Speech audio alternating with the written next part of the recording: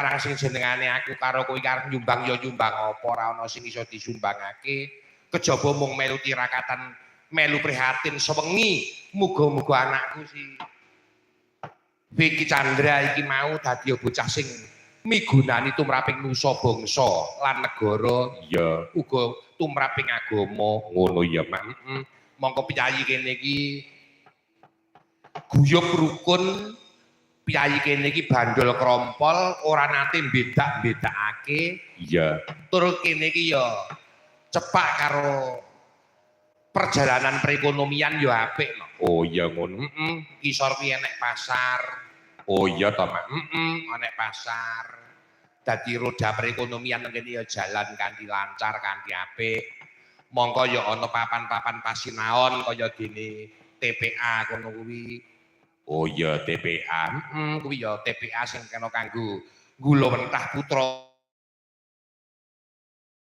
tata krama tumraping karo sakpadaning urip karo wong tuwa wajibe ngabekti ngajeni bisa ing samangka dititipake utawa dipasrahake karo pengasuh TPA supaya ngerti tatanan aturan orang hidup di dunia itu wajib manembah marang Gusti kang gawe urip. Ya bener iki supit kuwi tegese kaya dene ndakake sunahe Kanjeng Nabi Ibrahim alaihi salam ingkang rikala semana kepareng kaya sing ditindakake para umat muslim.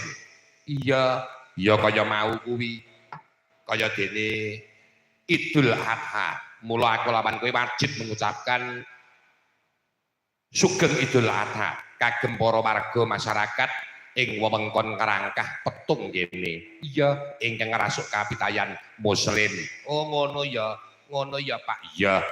Mulane sing baku ayo wektu dina iki aku lawan kowe saya tuwa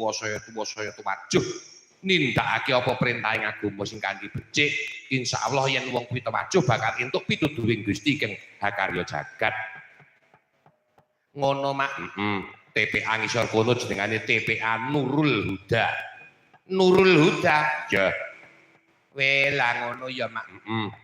Tur iki bengi iki ora ming cukup aku lawan kowe sakarepe dhewe no sowan mrene ya disengkuyung kanca komplit ora ming cukup ning komplit kepara turah.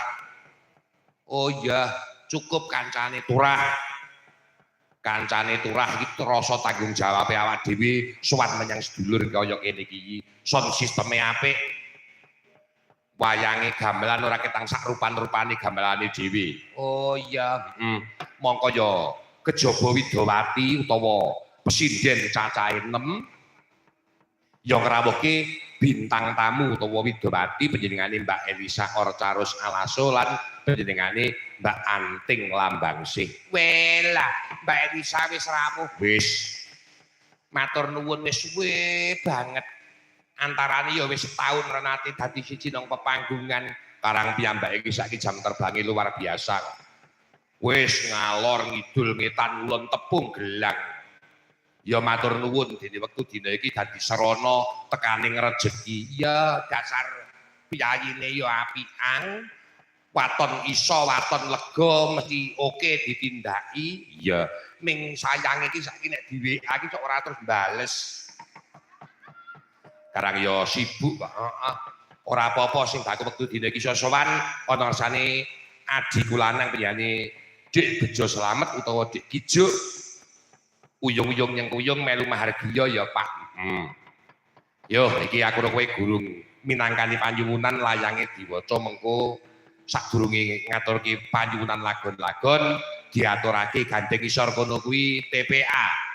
Papan kanggo pamulangan bocah tumuju marang agama suci tegese sinau maca kitab Taman Pendidikan Al-Qur'an. Oh iya, mulane aku kowe ngaturke tembangan sing nuansane nuansa agama. Oh iya. Diaturake sithik sadurunge aku lawan kowe sing werna-werna. Ngaturke apa?